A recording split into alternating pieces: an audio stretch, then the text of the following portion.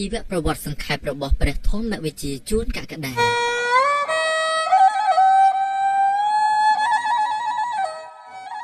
កុមារាជួនកក្កដាប្រសូតនៅថ្ងៃអាទិត្យ6រោចខែអាសាឍឆ្នាំខាលទស័កពុទ្ធសករាជ2529ត្រូវនៅថ្ងៃទី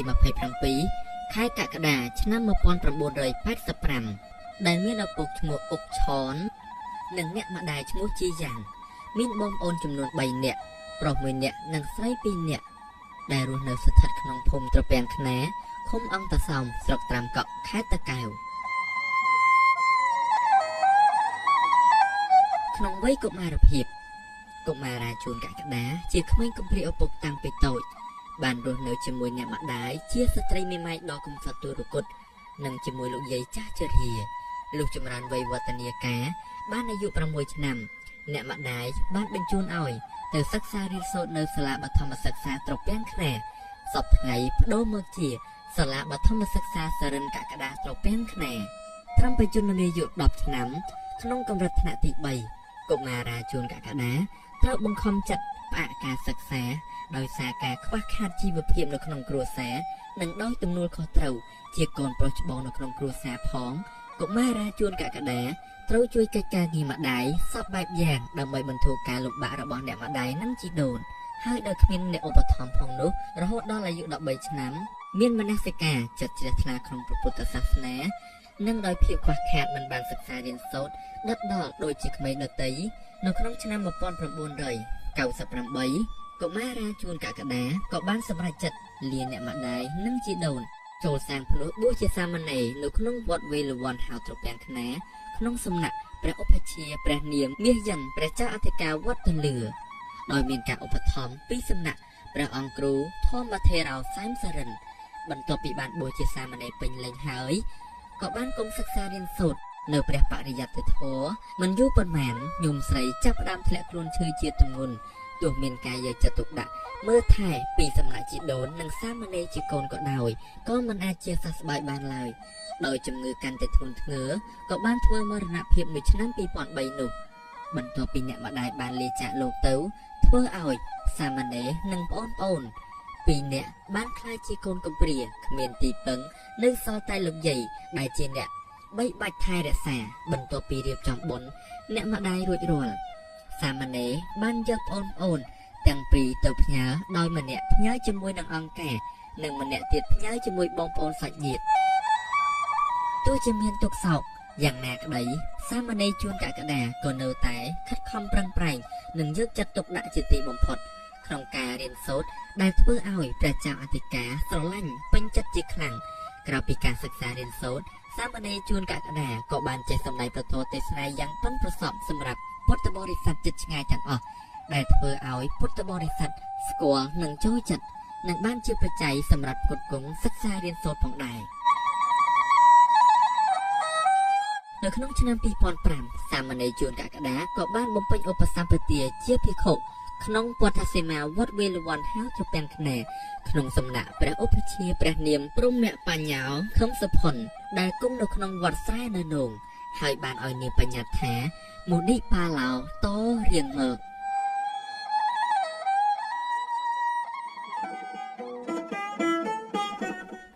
ប្រវត្តិការសិក្សា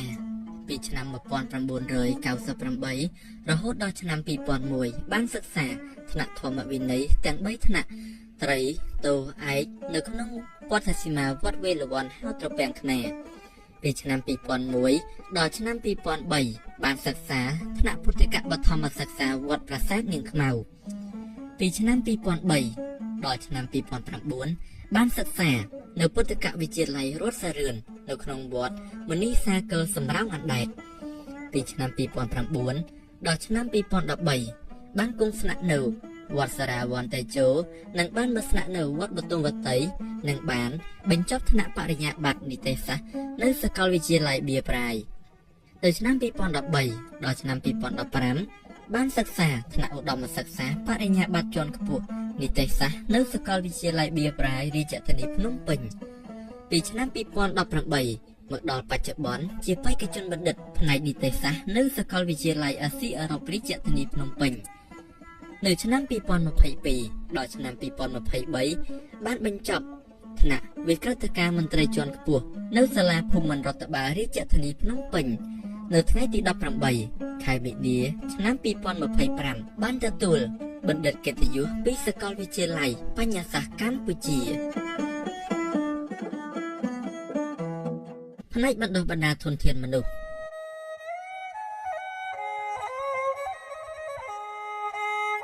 ពីឆ្នាំ2012រហូតមកដល់បច្ចុប្បន្នពីមួយឆ្នាំទៅមួយឆ្នាំព្រះធម្មវិជ្ជាជួនកក្កដារួមទាំងព្រះសង្ឃក្នុងនីតិអប់រំជីវិតតាមគន្លងព្រះពុទ្ធសាសនា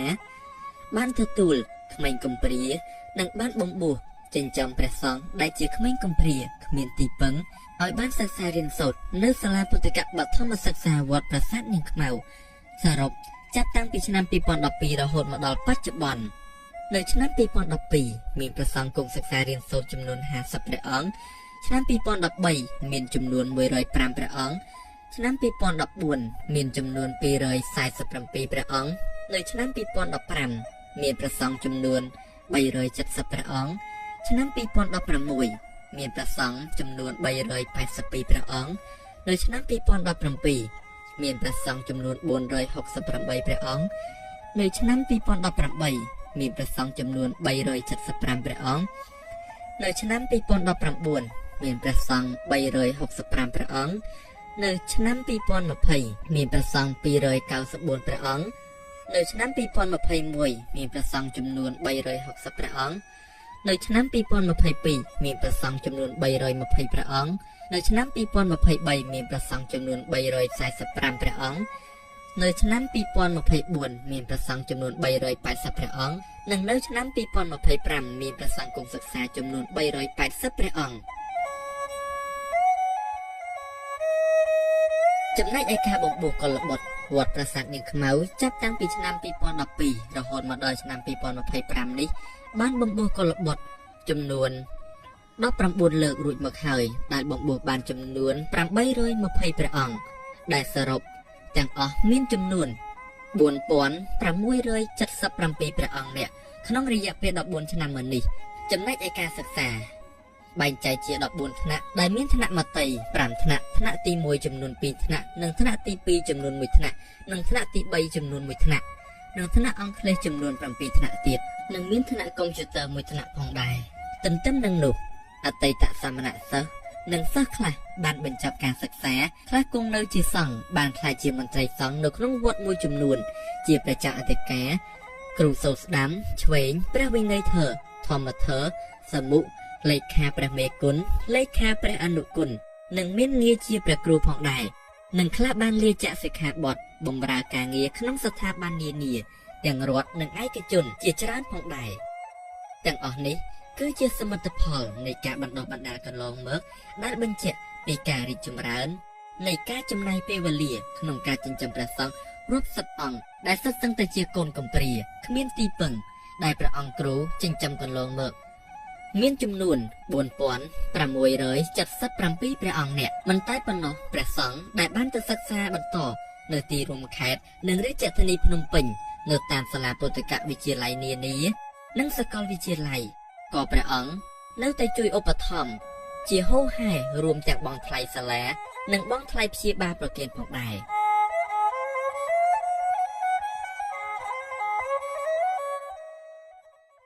ផ្នែកផ្សព្វផ្សាយព្រះធម៌នៅក្នុងព្រះពុទ្ធសាសនាវិញមិនត្រឹមតែសម្ដែងព្រះធម៌ទេសនាតាមរោងបុណ្យនោះទេព្រះធម្មវិជ្ជាជួនកក្កដាបានបង្ហាត់បង្រៀនសិស្សានុសិស្សតាមសាលារៀនមួយចំនួនធំឲ្យបានស្វែងយល់និងដឹងខុសត្រូវផ្នែកព្រះពុទ្ធសាសនានិងសង្គមនិងបាននិមន្តទៅសម្ដែងព្រះធម៌ទេសនាក្រៅប្រទេសរួមមានប្រទេសសហរដ្ឋអាមេរិកអូស្ត្រាលីបារាំងអាល្លឺម៉ង់ឥណ្ឌាវៀតណាមហូឡង់ប្រទេសកាណាដាបេសិកស្វីសភូមាជាដើមផ្នែកសៀវភៅដែលព្រះធម្មវិជ្ជាជួនកក្កដាបាននិពន្ធនិងចងក្រងរួមមានសៀវភៅគុណធម៌ជីវិតសៀវភៅពន្លឺជីវិតសៀវភៅកហិកច្ចវត្ត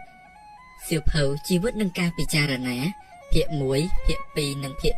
3និងសៀវភៅសម្បទាគំនិត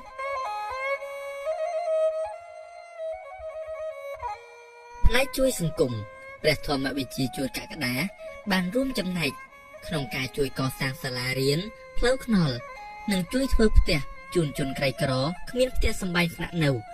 យបានជាទីស្នាក់អាស្រ័យបានសមរម្យនិងបានធ្វើសប្បុរសទានជាហូរហែដែលមានចែកអង្គគ្រឿងឧបភោគនិងបរិភោគប្រើប្រាស់ផ្សេងៗមួយចំនួនធំផ្នែកគ្រឿងឥស្សរិយយសនិងការងារ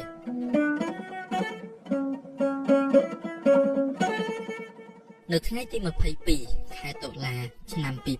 2009ពិខុមុនីបាឡោជួនកក្កដា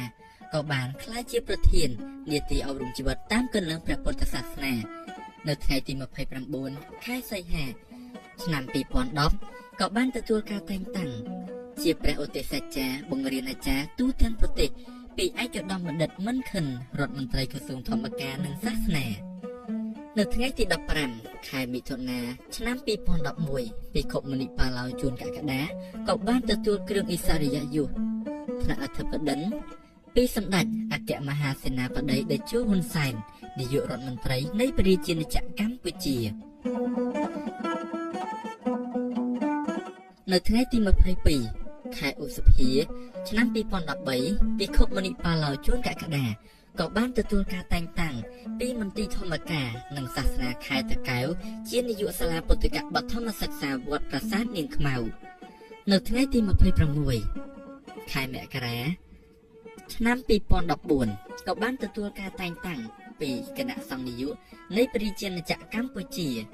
និងក្រុមប្រឹក្សាភិបាលនៃសាកលវិទ្យាល័យបញ្ញាសាស្ត្រកម្ពុជាបានប្រជុំអនុម័តប្រកេននាមពិធីកិត្តិយសចំពោះពិខុមុនីបាឡោជួនកក្កដាក្នុងនាមជាព្រះសទ្ធម្មជោតិកៈនៅថ្ងៃទី13ខែឧសភាឆ្នាំ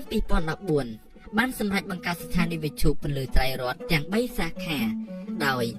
សាខាខេត្តតាកែវ FM 97.30 MHz នៅវត្តប្រាសាទនាងខ្មៅនិងខេត្តត្បូងឃ្មុំ FM 99.25 MHz និងខេត្តព្រះសីហនុ FM 106 MHz នៅឆ្នាំ2014បានទទួលព្រះរាជហឫទ័យប្រោះប្រទានគ្រឿងឥស្សរិយយសថ្នាក់មនីសារភ័ណ្ឌថ្នាក់មហាសេនាពីព្រះករុណាសម្ដេចព្រះបរមនាថនរោត្តមសីហមុនីព្រះមហាក្សត្រនៃព្រះរាជាណាចក្រកម្ពុជាក្រុមអធិបតីភាពដ៏ខ្ពង់ខ្ពស់ឯកឧត្តមនាយឧត្តមសេនីយ៍គតិបណ្ឌិតហ៊ីងមុនហៀងនៅថ្ងៃទី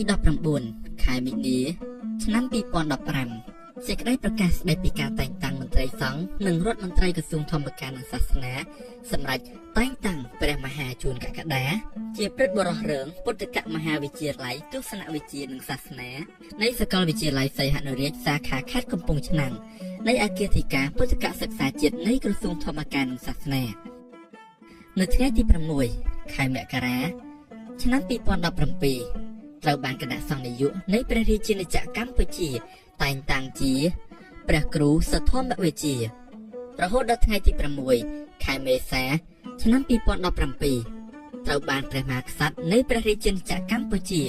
ចេញព្រះរាជក្រឹត្យតែងតាំងជាព្រះធម្មវិជ្ជាព្រះរាជាគណៈថ្នាក់កិត្តិយសនៃព្រះរាជាណាចក្រកម្ពុជានៅឆ្នាំ2019បានទទួលព្រះរាជហឫទ័យម្ដងទៀតដោយប្រោះប្រទាននៅគ្រឿងឥស្សរិយយសថ្នាក់មហាស្រីវត្តពីព្រះករុណាសម្ដេចព្រះបរមនាថនរោត្តមសីហមុនីព្រះមហាក្សត្រនៃព្រះរាជាណាចក្រកម្ពុជាក្រុមអធិបតីភាពដ៏ខ្ពង់ខ្ពស់ឯកឧត្តមបណ្ឌិតហ៊ុនម៉ាណែតនៅឆ្នាំ2022បានទទួលព្រះរាជហឫទ័យប្រោះប្រទាននៅគ្រឿងឥស្សរិយយសថ្នាក់ជាតូបកាពីព្រះករុណាសម្ដេចព្រះបរមនាថនរោត្តមសីហមុនីព្រះមហាក្សត្រនៃព្រះរាជាណាចក្រកម្ពុជា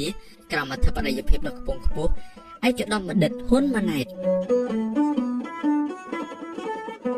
សមិទ្ធផលដែលព្រះធម្មវិជ្ជាជួនកក្កដារួមចំណែកកសាងនិងស្ថាបនាក្នុងសង្គមនិងសាសនាសមិទ្ធផលនៅក្នុងវត្តប្រាសាទនាងខ្មៅមានកុដិល្វែងសាលាបាលីមហាកុដិរោងចំអិនភ័ណ្ឌឃ្លាំងដាក់សម្ភារៈផ្លូវបេតុងនិងជួសជុលកែលម្អកុដិចាស់ៗមួយចំនួនទៀតចាប់តាំងពីឆ្នាំ2012រហូតមកដល់ឆ្នាំ2025ដែលព្រះអង្គគ្រូបានកសាងនិងផ្ដួចផ្ដើមដែលចំណាយបច្ច័យសរុបទាំងអស់ចំនួន2,800,000 $79,990 សម្រាប់វត្តប្រាសាទនាងខ្មៅទឹកប្រាក់សរុបដែលបានចូលរួមកសាងក្នុងវត្តវេលវ័នទំពាំងថ្នានិងសាលារៀននិងសង្គមដែលមានចំនួនរហូតដល់$92,338 សហរដ្ឋអាមេរិក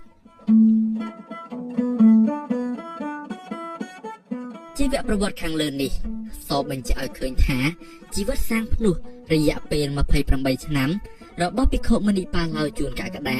ឃើញពីការតស៊ូព្យាយាមយ៉ាងមុតមមនិងឆន្ទៈដ៏គំពូលគួរឲ្យស្ងប់ស្ងាញ់ដែលមនុស្សគ្រប់រូបកម្រនឹងធ្វើបានដូចហើយជោគជ័យយ៉ាងសម្បើមនេះគួរល្មើមមហាជនជំនាន់ក្រោយយកជាតម្រាប់និងបទពិចារណា